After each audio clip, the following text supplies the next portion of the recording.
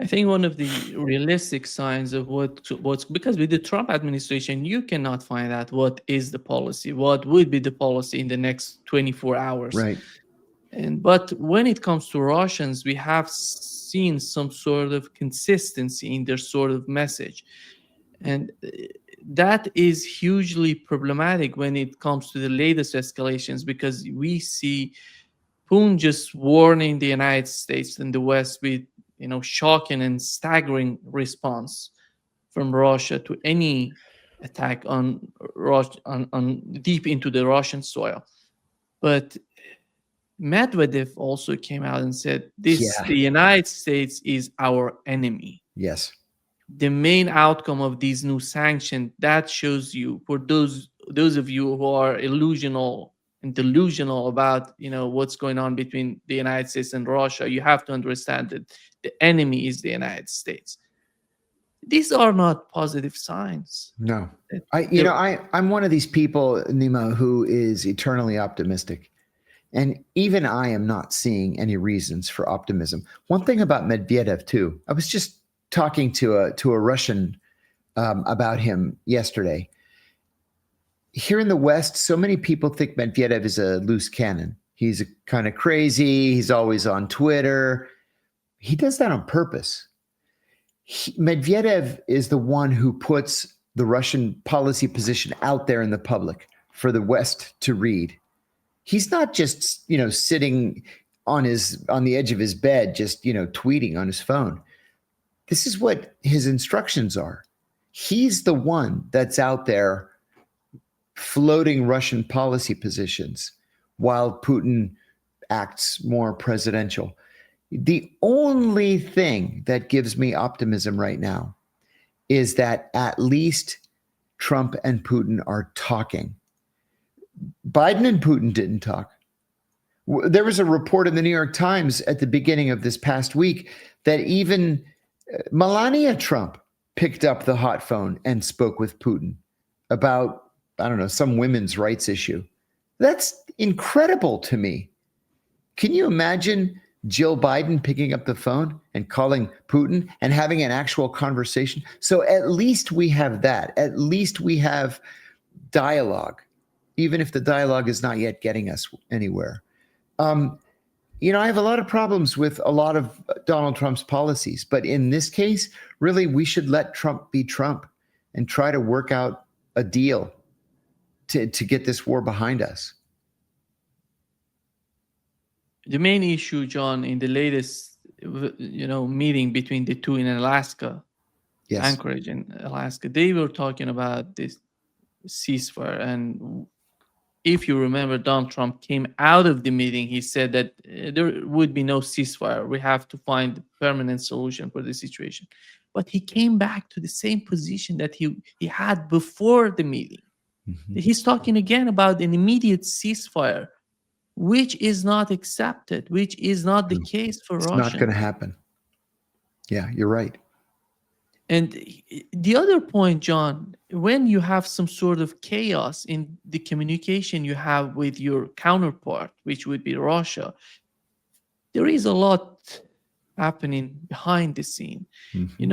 If something like what has happened to nuclear bombers of Russia happens by British intelligence, by Polish intelligence, something is, how can you control that? Mm-hmm. Is that the case? Is anybody concerned, in your opinion, in the Trump administration that could happen, or they don't care about it? So what would Russia do? The last time we did it, they didn't respond. They didn't do anything. That was a terrorist attack. But these, Russia is, what seems to me from the Russian part, they're so patient, but it gets to a moment that's going to be explosive. The same happened with the case of Ukraine, John. Since 2014 up until 2022, they were trying to be patient, negotiating. It came to a point that there is no point for negotiation with the West. Let's go and fight. Yeah. This is hugely concerning, in my opinion. I agree with you. I agree with you.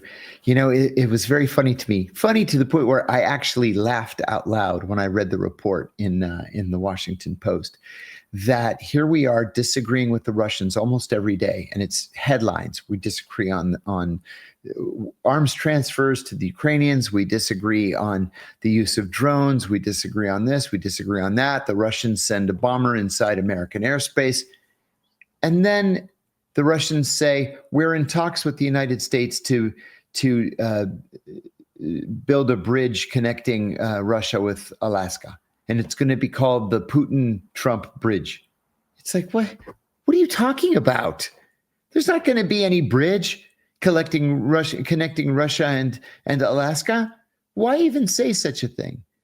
Well, they throw that out there because they want people to understand that while the headlines are bad, at least we're still talking. Now, with that said, Marco Rubio, I'm not a fan of Marco Rubio. I never have been. Marco Rubio is a classic Republican neoconservative. And a lot of it is because of his personal background. His family fled Cuba.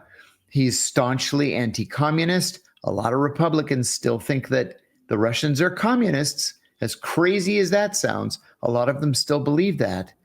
And now not only is Rubio Secretary of State, he's also the National Security Advisor, and he has traditionally and consistently exhibited weakness in front of Donald Trump. You may remember the 2016 debates where Trump called him Little Marco Rubio and said in public in the first debate that Rubio was so afraid to debate him that he was standing in a puddle of his own piss. Well, how much respect is involved in a statement like that?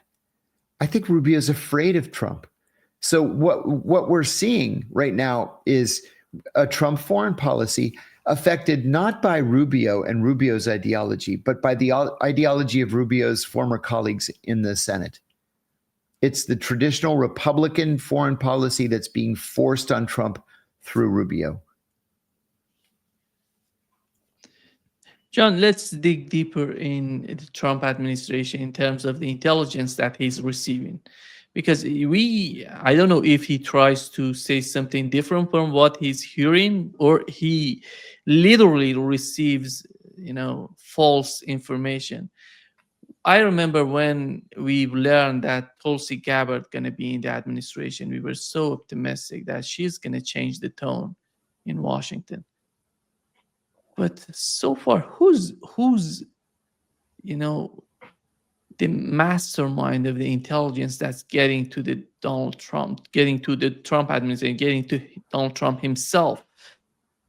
Is that Tulsi Gabbard? It doesn't seem to me, because just remembering what has happened with the case of Iran, when Tulsi Gabbard said there is no sign, any evidence that Iran is going beyond the program, the peaceful program they have. They haven't, they haven't gone after, nuclear bombs. There is no sign for us to state that. But Donald Trump said he doesn't care about what Tulsi Gabbard said. He has his own mind. Right. But it doesn't seem to me that he has his own mind. Somebody's providing him with information. Who's that? I think you're right. In fact, I know you're right, because when Donald Trump commissioned a national intelligence estimate on the Russiagate, he calls it the Russiagate hoax. I agree, it's a hoax. And the CIA prepared a paper saying, this is what we found. He fired literally everybody that had something to do with the paper. Now, the CIA is different from the rest of the federal government in that it does not have the same Civil Service Act protections that the rest of the government has. At the CIA, they used to tell us all the time, we serve at the pleasure of the president. And so if the president doesn't like your face or he doesn't like your tie, he can fire you, and there's nothing you can do about it. You can't go to the union. You can't You can't go to the Merit Systems Protection Board and ask for a second chance. You're out. They take your badge, they walk you to your car, and you drive away and never come back. So we know, at least in that example, that he was getting his intelligence from Tulsi Gabbard, and he hated it. He hated what the intelligence was. Interestingly enough, the intelligence that goes from the CIA to Donald Trump doesn't go through Tulsi Gabbard so much as it goes through John Ratcliffe. But John Ratcliffe has been immune so far. One of the things that I heard recently is John Ratcliffe, and what in the world would make him do such a thing? But I heard recently that John Ratcliffe has been consulting with John Brennan about what intelligence should go to the president. Why, in God's name, would you consult someone like John Brennan, knowing that the president hates John Brennan more than anybody else in America and is actively seeking to prosecute him? See, but that's what the deep state is. It's this amorphous blob that never goes anywhere and never changes and knows that Donald Trump's only going to be president for 3 more years, and they can outweight him. So I think that he's getting his intelligence from several different places. I think he's getting it from the intelligence community, whether it's DNI or CIA. I think he's getting it from Fox News and maybe Newsmax, but most likely Fox News. And I think that people who are close to him whisper into his ear things that they know he wants to hear. And that's how he formulates policy. That's why we see policy constantly moving back and forth. What is our China policy? I can give you 10 different answers, and none of them have anything to do with the other, because it changes all the time. And it changes on what the last person whispered into Donald Trump's ear and what he saw on Fox News. How do you evaluate the role of Stephen Miller? Oh, I think Stephen Miller's very, very important in this administration. And you know that this is a different Steve Miller than what we saw in the first Trump administration. In the first Trump administration, Stephen Miller was on TV all the time, right? All the time. Well, we know that Stephen Miller is the architect of the immigration policy. He's the architect of the border policy. He's the architect of the Israel policy. Yet he never speaks publicly anymore. He was on TV the other day, and I actually didn't recognize him. He lives in the same town that I live in, Arlington, Virginia. And last week he sold his house and moved, and we don't know where, because pro-immigration demonstrators were marching in front of the house and writing messages in chalk on the sidewalk. So he literally sold his house and moved. It's a different Stephen Miller. It's a quiet, private Stephen Miller who's making policy behind the scenes, where the rest of us aren't supposed to see the sausage being made. John, how do you see the connection between the British intelligence and the intelligence in the CIA? Or do they coordinate what they want to do, for example, in Ukraine with the United States, or they have some sort of independence to do that? Oh, no, they coordinate very, very closely. In fact, I was giving I gave a speaking tour. I had a speaking tour all around the United Kingdom at the start of the year. And one of the people that I was conversant with on stage was a retired MI6 officer. And we used to talk about exactly this question. And he said, we never minded being the little brother to the CIA, except when the CIA goes out and starts killing people. Then we disagree, and we didn't want anything to do with that. Otherwise, everything we do is coordinated with the CIA. Actually, I think the opposite. Well, he didn't want to talk about India or Africa. So I have to agree with you. I think the opposite too.